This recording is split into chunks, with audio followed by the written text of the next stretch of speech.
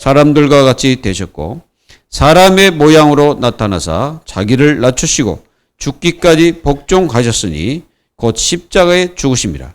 이러므로 하나님이 그를 지극히 높여 모든 이름 위에 뛰어난 이름을 주사 하늘에 있는 자들과 땅에 있는 자들과 땅 아래에 있는 자들로 모든 무릎을 예수의 이름에 꿇게 하시고 모든 입으로 예수 그리스도를 주라 시인하여 하나님 아버지께 영광을 돌리게 하셨느니라. 아멘.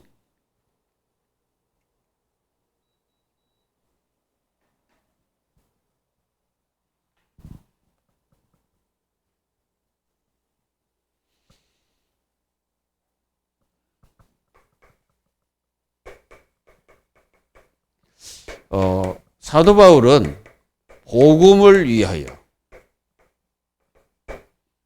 라고 한 거는 자기 자신이 종이 되고 또 이 부르심을 받은 그 자체가 복음을 위한 것이라고 얘기하고 있는 겁니다.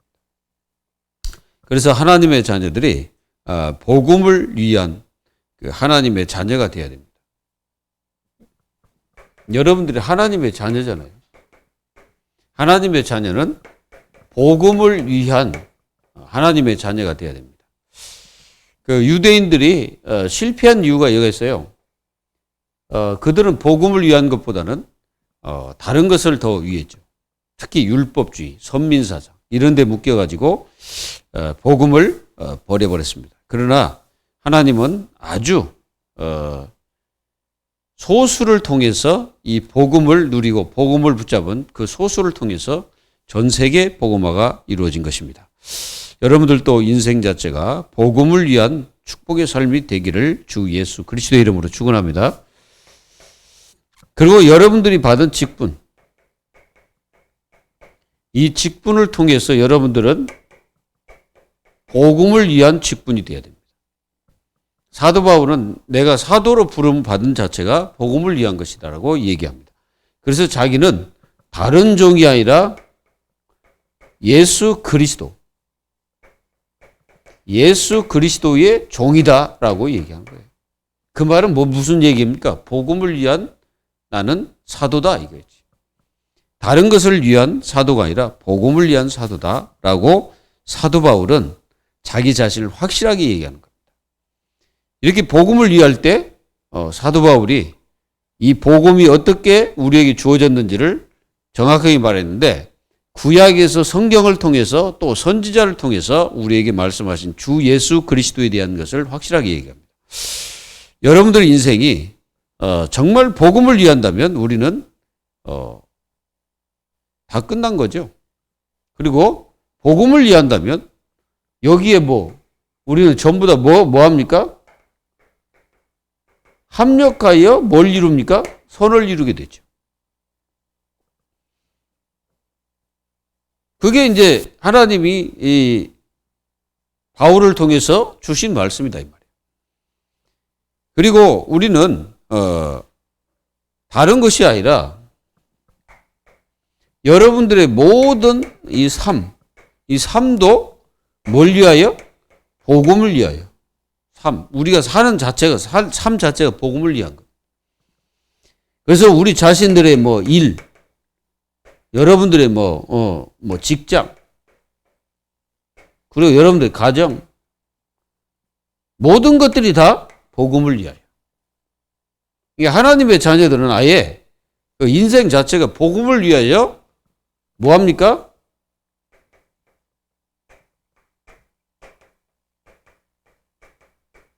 그래서 복음을 위하여 택함을 받은 거예요.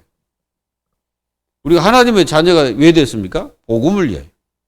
그러면은 우리는 거기에 다른 어떤 그 생각이나 이런 것들이 많이 들어가지 않겠죠. 그리고 항상 우리는 복음을 위한다면 우리 인생은 모든 삶에서 완전히 예수 그리스도를 나타내는 일에 삶을 살겠죠. 그러면 거기에 누가 역사하겠습니까? 성령이 역사하잖아요. 그러면 응답의 삶을 살 수밖에 없는 거죠. 복음을 위하여. 여러분도 인생 자체가 복음을 위하시기를 주 예수 그리스도의 이름으로 축원합니다. 지금 세상은 치유받지 못하는 부분들이 많죠. 치유할 수 없는 그 병들이 굉장히 많습니다. 그 병들을 치유하지 못해가지고 사람들이 고통을 당하는 모습을 우리가 많이 보죠. 그 중에 하나가 영적 문제고 정신 문제입니다. 이런 문제들은 약으로 치유가 안 돼요. 그렇기 때문에 복음이어야 됩니다. 그래서 예수님이 이 땅에 오셔가지고 내가 다 이루었다 그랬어요. 그리고 예수님이 우리의 연약함과 병을 짊어지셨다라고 말씀하셨습니다. 그래서 예수님이 십자가에서 다 끝냈기 때문에 우리는 복음을 위하여 인생을 살면 됩니다. 그렇게 되기를 주 예수 그리스도의 이름으로 기도합니다. 이번 주 메시지를 그렇게 정리하면 되겠습니다. 그리고 오늘 말씀은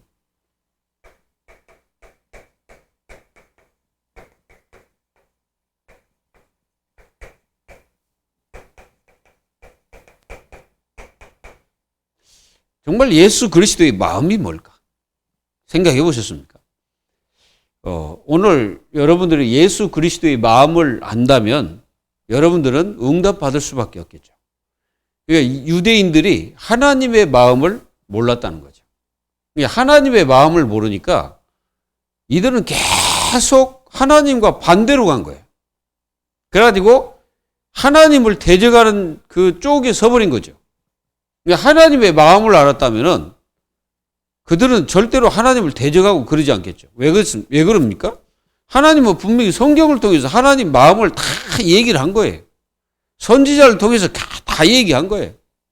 너희들 이렇게 하면은 내가 너희들에게 복을 이렇게 주겠다라고 다 얘기한 거예요.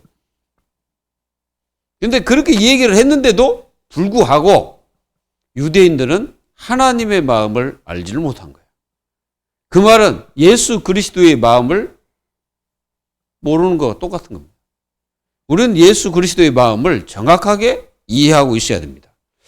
그래서 마음은 참으로 묘한 거죠. 자, 마음이 움직이면 행동이 되어집니다. 그렇죠? 그리고 마음이 정말 중요하다는 것을 우리는 알죠. 마음은 분명히 우리 인간에게 매우 중요한 장소이기도 합니다. 마음을 잘못 다스리면 폐가 망신하기도 하죠. 그런 사람 맞아요. 마음이 삐뚤어지게 되면 어떻게 됩니까? 그 사람은 삐뚤어진 인생 삶을 살겠죠. 이게 마음이 바르지 못한 사람은 바른 삶을 안 살겠죠. 여러분들 조폭들이 마음이 이게 올바른 마음을 가지고 있는 게 아니잖아요. 삐뚤한 마음을 가지고 늘 인생 살다 보니까 어떻게 합니까? 삐뚤어진 삶을 살겠죠. 그리고 그 마음의 상처를 깊이 받아버리면은 그 사람은 영적인 것이 자라지 않습니다. 그래가지고 이게 안 자라가지고 맨날 수준이 그 수준에 자리잡혀 있죠. 그게 이제 상처입니다. 그래서 이게 평생 동안 고통을 당하는 마음에 그 잘못된 게 딱 들어가 버려요. 그리고 마음에 잘못된 게 이게 각인돼 버리잖아요. 평생 동안 그 사람은 그 각인대로 살아갑니다. 참 그게 마음이라는 게 굉장히 이게 그 중요하다고 저는 생각돼요. 그래서 하나님께서 왜 마음과 생각을 지켜야만 되냐라는 여러분들의 그 물음을 해야 됩니다. 그래서 하나님은 이 마음 속에 무엇이 채워지냐에 따라서 그 마음이 완전히 달라져 버립니다. 인간 자체가 달라져요. 삶이 달라져요. 여러분들 생각해 보세요. 공산주의 사상이 깊이 뿌리박았다. 그럼 그 사람들은요, 사람을 진짜 사람같이 여기지 않습니다. 이 공산주의가 들어가 버려요. 인간을 갖다가 하나의 자기들의 어떤 물리적으로 자기가 다스리고 막 해야 된다는 생각을 하는 거죠. 그래서 인간이 이게 굉장히 그 마음이 중요하다는 거예요. 그래서 하나님도 그렇게 말씀하셨습니다. 너희 마음을 나에게 달라. 네 마음을 나에게 달라는 거죠. 아브라함 이삭을 드릴 때도 그랬습니다. 네가 이제 나를 믿는 줄 내가 알겠다. 이게 하신 말씀이 뭐예요? 이제 하나님의 마음을 아브라함이 이해를 했다는 뜻이에요, 그게. 그러니까 여러분들이, 이게 하나님을 제대로 이해한다는 게 굉장히 중요합니다. 신앙생활 오래 해도요, 하나님의 마음을 이해를 못하는 사람은 신앙생활이 안 됩니다. 자기 멋대로 살지 신앙생활 안 돼요. 그래서 이 마음 속에 예수 그리스도를 영접해버리면 하나님의 자녀가 되고 성전이 되어버리죠. 이게 엄청난 축복입니다. 그래서 사도 바울이 뭐라고 하냐면은 이 빌립보 교회에 향하여 너희는 예수 그리스도의 마음을 품으라라고 얘기하는 거예요. 이 마음을 품을 때 이제 모든 것들이 교회 생활도 달라지고 생각도 달라지고 하는 행동도 달라지고 세상 나가서 사람들 관계도 달라지고 모든 것들이 다 달라지는 거죠. 그래서 오늘 여러분들이 이렇게 마음이 굉장히 중요하다는 사실을 깨달아야 돼요. 그래서 이 사도 바울은 감옥에서 이 빌립보 교회 성도들에게 예수 그리스도의 마음을 품으라 라고 하시는 말씀입니다. 그래서 우리는 첫 번째,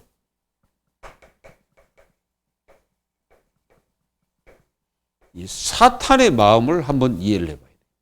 이 사단의 마음은 뭘까? 우리가 요한일서 4장 1절에서 6절에 보면은 이 사단의 마음이 나옵니다. 여기 뭐라고 말하냐면 적그리스도의 영. 적그리스도의 영이라고 얘기합니다. 그 말은 이 사단은 예수가 그리스도이심을 절대 모르게 하는 거예요. 그게 사단의 마음입니다. 그거 알지 못하게 그렇게 유대인들을 비참하게 만드는 거예요. 무슨 얘기인지 이해되시죠? 그렇습니다. 사단은 이렇게 해요. 계속 인간을 속이는 거예요. 그리고요, 이 사단은 모든 이게 일을 할 때, 진짜 일을 할 때 이게 기쁨이잖아요, 기쁨. 우리가 구원받고 하나님 자녀가 되면 기쁨이 있잖아요. 근데 이거 하지 못하게 방해. 기쁨으로 하지 않게 합니다. 이거 억지로. 억지로 막 이렇게 하는 사람이 있거든. 그거는요, 절대 하나님 앞에 복을 못 받습니다. 모든 일을 우리는 교회 일 마찬가지. 교회 일도 그렇고 세상 일도 마찬가지거든요. 모든 일 속에서 진짜 이게 기쁨을 하고 즐거움을 하고 이렇게 하는 사람은 존경을 받아요. 존경을 받게 되어 있습니다. 근데 그렇지 않고 억지로 하는 사람들은 자기는 모르지만 분명히 사람들이 그거 다 알거든요. 다 알고 사람들이 다 그걸 보고 있거든요. 그래서 여러분들이 이렇게 그리스도의 그 마음을 가지고 이렇게 싹 보면 사단의 마음이 뭔지를 알게 되는 거예요. 그리고 혼미케 합니다.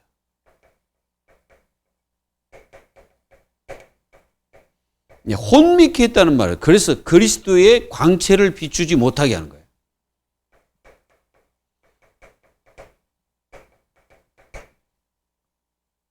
그리스도의 광채를 비추지 못하게 한다. 그래서 그리스도가 드러나지 못하게 한다는 말이죠. 그러니까 이게 사단의 절대적인 마음이다, 이거예요. 그걸 이해해 보는 거예요. 반대적으로 얘기하는 겁니다. 이 사단의 마음이 바로 이런 거라는 거예요. 그리고 이 사단은요, 이걸 탁 깨버립니다.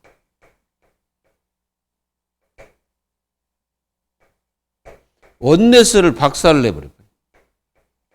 원네스. 이걸 갖다가 이제 하나는 이게 뭐냐면은 하나라는 뜻이거든요, 이게. 근데 이걸 사단은 못하게 하는 거예요. 왜? 우리는 아까 말씀하신 것처럼 복음을 위하여 해야 되는데 이 원네스가 안 되게 되면 어떻게 됩니까? 이게 사단이 이제 방해를 하는 거예요. 그래서 복음의 역사를 나타내지 못하게 사단이 역사하는 겁니다. 여러분들 이거 안다면 사단이 이게 잘 보면 우리는 요 반대로 가면 되겠죠. 그리고 이 사단은요, 구원을 받지 못하게 합니다. 이 구원을 받지 못하도록 사단은 역사하는 거예요. 그리고 이 사단은요,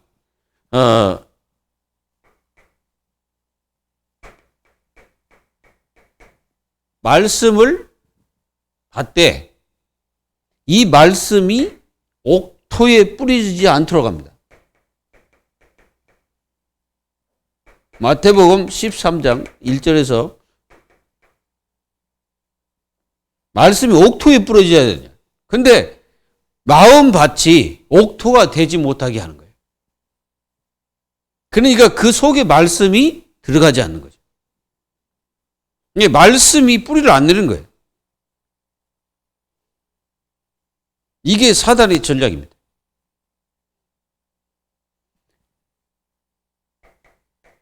그리고 이게 사단은요,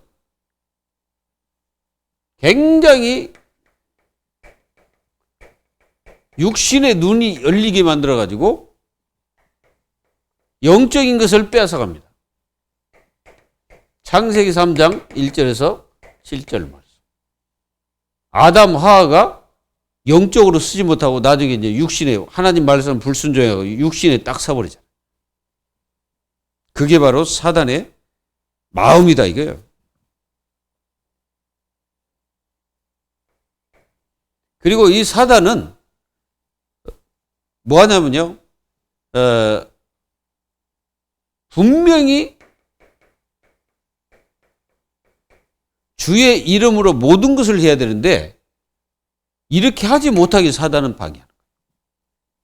모든 일을 그리스도 안에서 해야 되는 거예요. 이게 사단이 갖다 주는 마음입니다, 이게. 이게 얼마나 이 사단이 약합니까, 이게. 그리고 이 사단은 결국은 기도의 그 힘을 빼버립니다. 기도할 마음을 가져가 버려요. 기도가 안 되게 만드는 거예요. 그래서 완전히 영적 상태를 병들게 만들어요.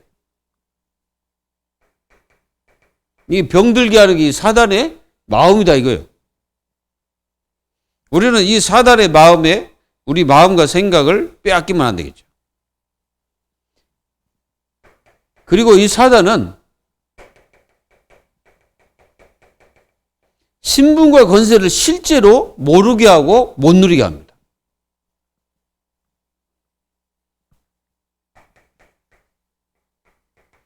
이 언약인 복음, 이 복음 언약이거든요. 이걸 갖다가 완전히 뭐랄까, 생각을 하지 못하게 방해합니다. 그게 언약을 잡지 못하게 하는 거예요. 그래서 결국은 전도 선교를 하지 못하게 이게 이제 사단이 완전히 방해하는 거예요. 우리는 요 사단의 마음을 잘 보면은 반대로 가면 되는 거예요. 이 반대로 딱 가면 됩니다. 그래서 우리가 예수님의 마음을 품어야 되는 거예요. 마음에. 예수님의 마음을 우리 마음에 품어라. 그러면은 승리하게 되는 거죠. 그러면 여기에 당하지 않는 거지. 악한 마귀가 주는 마음을 우리가 뺏기지 않고 사단을 이기고 사단에게서 완전 승리하게 되는 겁니다. 승리하시기를 주 예수 그리스도의 이름으로 축원합니다. 그래서 뭐라고 말하냐?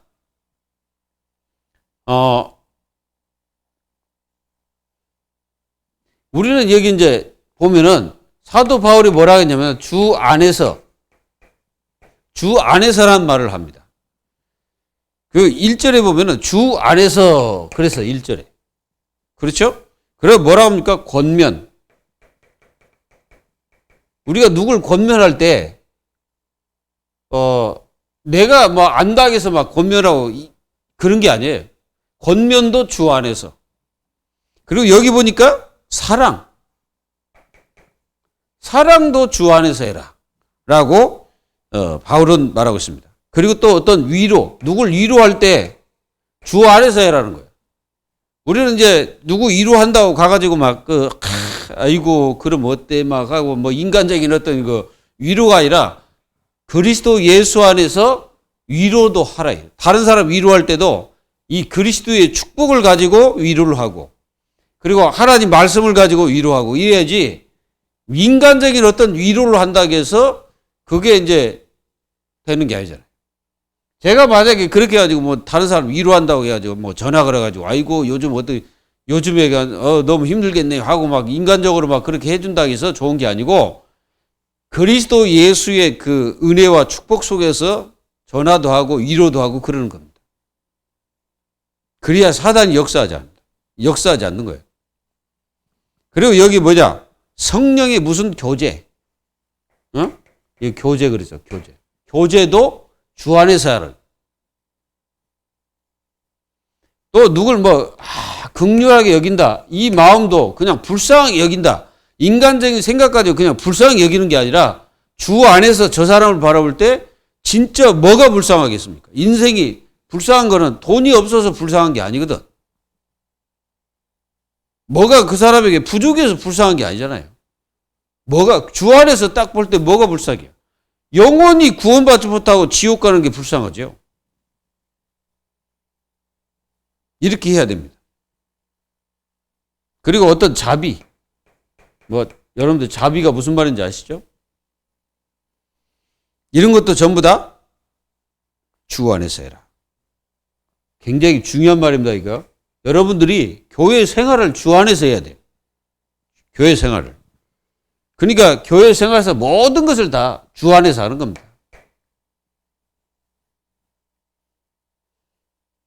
그래서 여러분들이 다른 심장이 아니라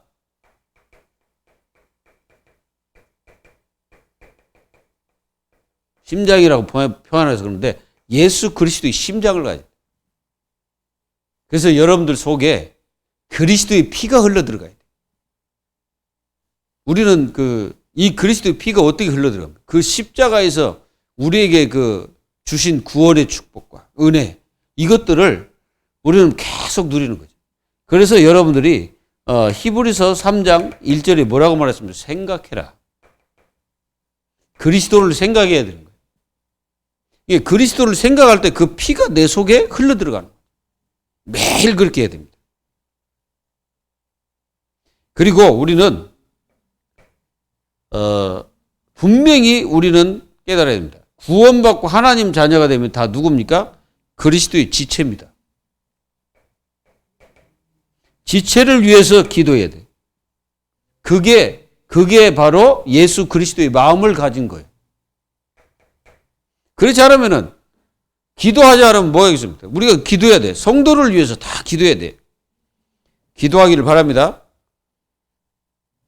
아멘. 그리고 뭐라 했습니까? 마음을 같이 하여. 이게 마음을 같이 해요. 그 마음을 같이 한다는 것은 굉장히 중요한 말입니다. 이게 마음을 같이 하여. 또 같은 사랑을 뜻을 합하여 한 마음을 품으라. 이렇게 얘기하고 있어요. 한 마음. 그것이 전부 다 뭐예요? 주 안에서. 그 예수 그리스도의 마음을 품는 거예요, 이게. 그리고 여기 보니까 아무 일에든지 뭘로 하지 마라? 다툼으로 하지 말 것. 다툼. 오직 겸손함으로. 그러니까 한마디로 이게 허영을 품지 마라 이거지. 그래서 완전히 겸손하게 모든 일을 하는 겁니다. 그러니까요, 이렇게 하게 되면은 아무 문제가 없습니다. 근데 이렇게 하지 않으면 문제가 생겨요. 그러니까 사도 바울은 이 교회 생활을 어떻게 해야 될지를 정확하게 말하고 있는 거예요. 그리고 이 사단이 갖다 주는 그것이 무엇인지를 정확하게 말하고 있는 것입니다. 이런 사람들은 다른 사람을 낮게 여깁니다. 다른 사람을 이상하게 여기고 다른 사람을 못되게 여기고 이런 게 아니고 낮게 여기. 나보다 더 낮게 여기는 사람. 그리고 이 사람들은 다른 사람을 돌봅니다. 이게 누가 승리자입니까? 다른 사람을 돌보는 사람. 그래서 여러분들은 주 안에서 모든 사람을 바라봐야 돼. 이게 주 안에서 안 바라보면요, 굉장히 뭐가 나와요? 율법이 나옵니다. 이게 율법. 율법이 딱 나와가지고 그 사람을 딱 판단해버려요.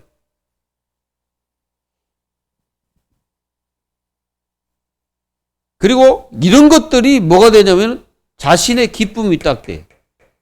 남 돌봐주고 남 챙겨주고 하는 것들이 막 기쁨이 됩니다. 이게 바로 주 안에 우리가 예수 그리스도의 마음을 품는 것이죠. 이런 축복이 하나님 자녀들에게 있으면은 여러분들은 어떤 그 환경, 문제, 어려움이 와도 완전히 승리하고요. 예수 그리스도를 전파할 수밖에 없고 모든 곳에 그리스도를 위하여 일하게 되는 것이죠. 그리고 모든 그 지체들을 향하여 뭐 기도할 때마다 그렇게 되면은 완전히 영적 싸움에 우리가 승리하게 되는 거죠. 그런 마음을 같이 했다는 말이 무슨 뜻입니까? 이게 복음으로 하나가 딱 된 거죠. 복음으로 딱 하나 되니까 사단이 거기에 개입할 수가 없는 거죠. 이 사단은요, 틈을 타서 들어옵니다. 어떤 틈을 탑니까? 이 다툼을 통해서 틈을 타요. 그래가지고 들어가가지고 거기에 이제 들어가서 더 이제 이게 이제 사단은 만약에 그렇게 됐다. 그러면 계속 그 속에 역사해가지고 더 심각하게 만들 겁니다. 이 사단의 역사. 근데 그리스도는 그것이 아니죠. 그러면 우리가 예수님의 마음이 뭔가? 우리가 예수님의 마음을 좀 알아야 되겠죠? 예수님의 마음을 딱 보면 여기 이제 사도 바울이 정확하게 기록하고 있는데 근본 하나님의 본체시라. 예수님은 하나님의 본체라고 그랬어요. 이 하나님의 본체란 말은 하나님이시다는 거예요. 근데 이 하나님이 어떻게 되셨냐면은 동등됨을 취하지 않았다. 이게 동등됨을 취하지 않았다는 거예요. 이게. 이 말은 무슨 뜻을 말씀하고 계시냐면은 예수님이 낮아지셨다는 거예요. 예수님이 낮아지신 거예요. 그리고 예수님이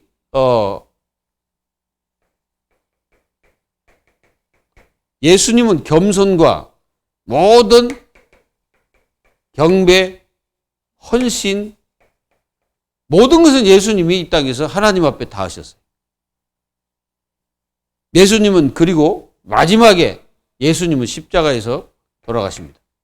요게 예수님의 마음이라는 거예요. 그러니까 하나님의 본체인데 하나님과 동등됨을 본인이 취하지 않고 낮아지신 거예요. 그게 예수님의 마음이다 이 말이에요. 그리고 종의 형체를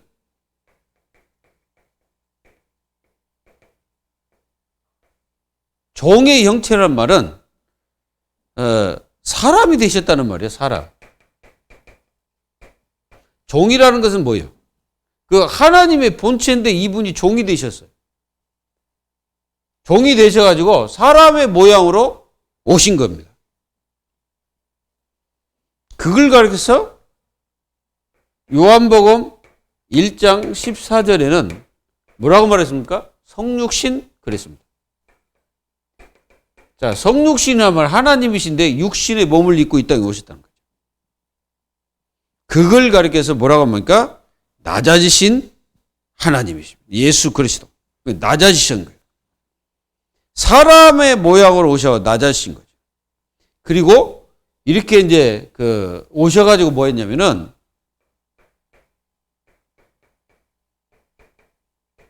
죽기까지 복종을 하셨다. 그러니까 예수님은 이 땅에서 인간의 몸을 입으셔가지고 하나님 앞에 죽기까지 복종을 하신 거예요. 그래서 십자가에 죽는 것도 복종하셨어요. 주여 이 잔을 나에게 옮겨주십시오라고 기도하잖아요. 겟세마네 동산에서. 그런데 그 잔이 옮겨집니까? 안 옮겨지죠. 하나님의 뜻이 예수님이 십자가에서 못 박혀 죽는 것이 하나님의 뜻이잖아요. 그런데 예수님의 기도가 뭐였습니까? 내 뜻대로 하지 마시고 아버지의 뜻대로 하옵소서. 우리 기도는 뭡니까? 우리가 기도할 때 그러잖아요. 이렇게 응답해 주세요.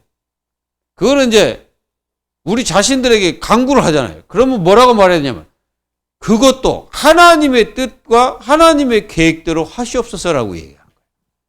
우리가 아니든 되든 그건 하나님의 계획과 뜻대로 되기를 나는 기도합니다. 라고 얘기하는 겁니다. 그게 바로 올바른 기도예요. 이해가 되십니까? 네, 무슨 얘기인지 아시겠죠? 그래서 예수님이 이렇게 되기 가지고 이제 십자가에서 이제 피 흘려 죽게 됩니다. 그것이 다 뭘 얘기하고 있습니까? 하나님 앞에 절대 복종. 예수님은 하나님 앞에 절대 복종한 거예요. 거기에 뭐 하나님 이의를 제기하지 않아요, 예수님은. 예수님은 오신 것도 보내신 것도 고난 당하신 것도 절대로 하나님 앞에 이의를 제기하죠.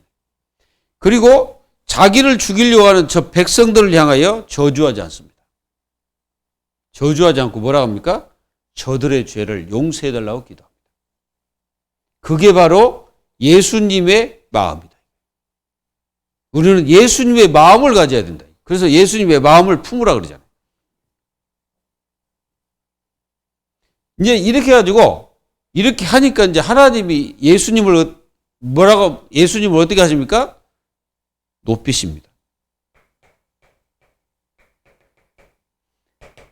자, 어떤 사람들은 자기가 막 높아지려고 하잖아요.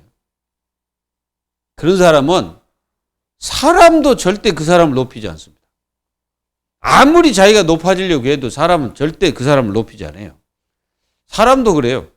그러나 낮아져서 겸손해버리면 그 사람을 상대방이 높여버립니다. 성공의 원리가 그거가 있는 거예요. 그 예수님은 성공의 원리를 말씀하고 계시는 거예요. 모든 인생들이 삶에서 생활 속에서 나를 높이면 내가 낮아지게 돼 있어요. 근데 나를 낮추면 높아집니다. 희한하죠. 그게 바로 원리요. 성공의 원리가 그겁니다. 그래서 교만한 사람, 좋아하는 사람 하나도 없어요. 맞죠? 여러분들도 교만한 사람 좋아합니까? 안 좋아해요. 그리고 막 아는 체 많이 아는 사람 안 좋아해. 왜 안 좋아해요? 그게 전부 다 진짜 이렇게 볼 때 정말 이게 하나님의 축복이구나 이렇게 보여져야 되는데 그렇게 안 보여지거든. 그러니까 거기에 대한 사람들이 인정을 안 하는 거예요. 근데 예수님은 완전히 본인을 낮춰버린 거예요. 예수님은 완전히 자신을 낮추고 복종을 해버린 거예요. 복종. 예수님은 완전 복종. 그리고 완전 예수님은 다 이루신 거예요. 그래서 하나님께서 높이십니다. 여러분들은 그래서 우리는 잘 알아야 돼요. 이름. 이 이름이 예수 그리스도죠. 이 예수 그리스도의 이름, 이게 굉장히 중요합니다. 예수 그리스도의 이름 속에는 우리가 구원의 축복이 들어있고요. 그래서 이 예수 그리스도, 이 속에는 우리가 어디에서 구원받았는지를 정확하게 설명하고 있는, 그래서 그 이름이 굉장히 중요한 겁니다. 그래서 그 이름을, 뛰어난 이름을 주셔서, 그 뛰어난 이름이 뭐예요? 예수 그리스도 이름. 이 이름이에요. 그래서 모든 이름보다 이 예수 이름보다, 예수님의 이름보다 뛰어난 이름이 없어요. 그 속에는 어떤 구원이나 사람을 구원하고 사람을 저주와 사단 속에서 빼내고 기도응답의 비밀을 가진 그 이름 없어요. 여러분들이 제 이름으로 아무리 기도해봤자 여러분들 응답 못 받습니다. 여러분들의 이름으로 아무리 기도해도 여러분들 응답 못 받아요. 그리고 여러분들의 이름으로 저 귀신아 나가라 해봤자 절대 귀신은 떠나지 않습니다. 여러분들 아무리 해보세요. 안 돼요. 진짜 귀신 들린 사람 앞에 가고 자기 이름을 딱 대고, 만약에 자기 이름 말고 석가 이름을 대서 이 더러운 귀신아 나가라 해보세요. 그 귀신이 뭐라고 합니까? 내가 예수님도 알고 또 내가 바울도 알지만 네 뭐냐 해가지고 완전히 위에서 잡아 눌려버립니다. 여러분 진짜 이 예수 이름, 예수 그리스도의 이름은 어마어마한, 여기에 뭐가 있어요? 권세가 있고 여기 생명이 있습니다. 이 이름에는. 그래서 이 이름으로 우리는 구원을 받았고, 우리는 이 이름으로 우리는 사단을 꺾을 수 있고, 이 이름으로 우리는 하나님의 성령의 역사를 체험하게 되는 거예요. 그리고 이 이름으로 우리는 기도하면 응답받는 거예요. 엄청난 이름입니다. 하늘과 땅의 모든 권세의 이름이에요. 그리고 이 이름은 하나님 앞에 갈 수 있는 절대적인 이름입니다. 그래서 예수 그리스도 그 이름을 헛되이 여기면은 하나님 자녀에게는 엄청나게 손해입니다. 우리는 이 이름으로 모든 승리를 해야 됩니다. 믿기를 예수님의 이름으로 축원합니다. 그래서 하늘에 있는 자들, 땅에 있는 자들, 땅 아래 있는 자들 모든 무릎을 예수 이름에 꿇게 하셨다. 무릎. 이 무릎이란 뭐예요? 이렇게 꿇게 하셨다. 이 말을 뭘 얘기합니까? 그리스도 앞에 굴복하지 않는 것이 없다. 이게. 모든 것이 다 굴복. 다 굴복이 돼 있어요. 사단도 거기 굴복하는 거예요. 아무리 위대한 일을 했다 해도 거기에 굴복하. 다 굴복해. 그리스도 앞에 굴복되지 않는 것이 하나도 없어. 그래서 이 모든 만상이 다 그리스도의 이름으로 다 운행되고 섭리가 되어지고 처음과 끝이 다 이루어지는 거예요. 뭔 말인지 아시겠어요? 그래서 이 이름이 빠져버린 교회는 교회가 아닙니다. 그래서 예수 그리스도가 없는 교회는 교회가 아니고 다 그거는 무슨 사회단체입니다. 그리고 이 이름으로 주라 시인한다. 시인. 예수님이 누구다? 주라. 주는 뭐예요? 모든 만물의 주인이 그리스도입니다. 이분이 주고 교회의 주고 하나님의 자녀들의 주입니다. 그래서 이 예수 그리스도를 신함으로 우리가 구원받아 가지고 하나님 앞에 영광을 돌리는 거예요. 그래서 하나님의 자녀들의 제1 목적이 뭐냐? 하나님 앞에 영광 돌리는 겁니다. 하나님 앞에 영광을 돌리지 않기 때문에 마귀에게 영광 돌리잖아요. 우상숭배, 누구에게 영광 돌리는 거예요? 귀신에게. 그리고 제사는 누구에게 영광 돌리는 것입니까? 사람에게 영광 돌리는 겁니다, 그게. 하나님 앞에 영광 돌리는 게 아니에요. 결국은 이제 그 제사를 받는 이 귀신에게 이제 돌리게 되죠. 그래서 사람들이 그러잖아요. 아이고, 내가 지금 우리 할아버지, 할머니에게 지금 이렇게 하고 있다고 얘기하잖아요. 그러면 할머니, 할아버지가 오셔가지고 잘 되게 해야지. 근데 제사 드려놓고 왜 죽도록 싸우고 막 형제간에 막 칼부림하고 그렇습니까? 그게 올바른 게 아니잖아요. 그건 이제 귀신이 역사하는 거죠. 사단이 역사하는 거예요. 그 사단은 뭐예요? 분리, 깨고 박살내는 게 사단의 역사예요. 자, 그래서 하나님의 자녀들이 몇 가지를 가져야 됩니다. 하나님의 자녀들이 가져야 될 게 뭐냐?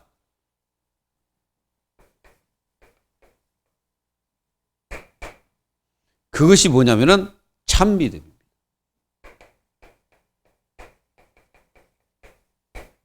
히브리서 6장, 11장 6절.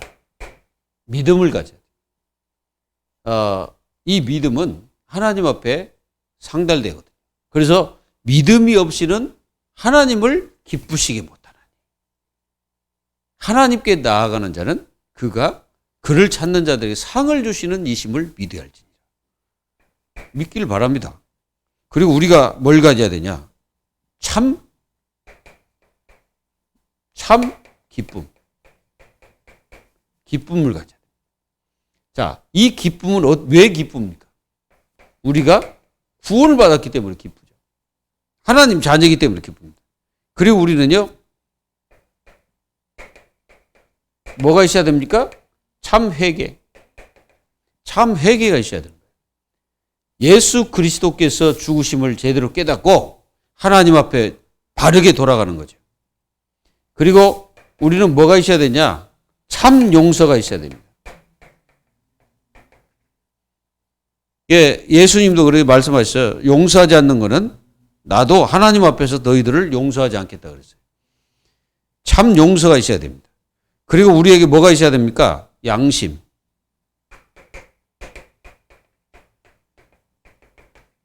양심이 있어야 됩니다. 그 양심이 화인 맞아버리면은 그 사람은 끝이에요. 양심이 굉장히 중요합니다. 하나님은 이 양심을 통해서 죄를 깨닫게 하기도 하고 자기를 회개하기도 하는 거예요. 그래서 하나님 주신 이 양심은 선과 악을 분별할 수 있도록 우리에게 주신 거예요. 그리고 우리에게 뭐가 있어야 되냐면은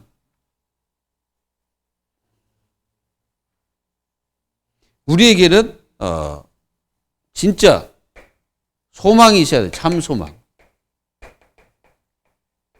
여러분들의 소망은 뭡니까? 우리의 참된 소망은요, 그리스도입니다. 이 소망이 있어야 돼요. 그리고 하나님 자녀들에게 참 사랑이 있어야 돼요. 사랑. 이거는 예수님도 그렇게 하셨고 또 바울도 그렇게 말했고 그 하나님 자녀들이 이 축복을 누리면서 하나님의 역사를 이루는 축복이 있기를 주 예수 그리스도의 이름으로 축원드립니다. 기도하겠습니다. 하나님 감사합니다. 저희들을 구원하셔서 하나님 자녀 삼아주신 그 은혜를 생각하면서 날마다 예수님의 마음을 우리의 영혼 속에 우리 마음 속에 뿌리를 내릴 수 있도록 역사하셔서 정말 사단이 어떻게 우리를 무너뜨린지를 분명히 깨닫고 예수 그리스도의 참된 마음을 우리 속에 깊이 뿌리를 내릴 수 있도록 성령께서 축복하여 주시옵소서. 살아계신 주 예수 그리스도의 이름으로 감사하며 기도하옵나이다. 아멘.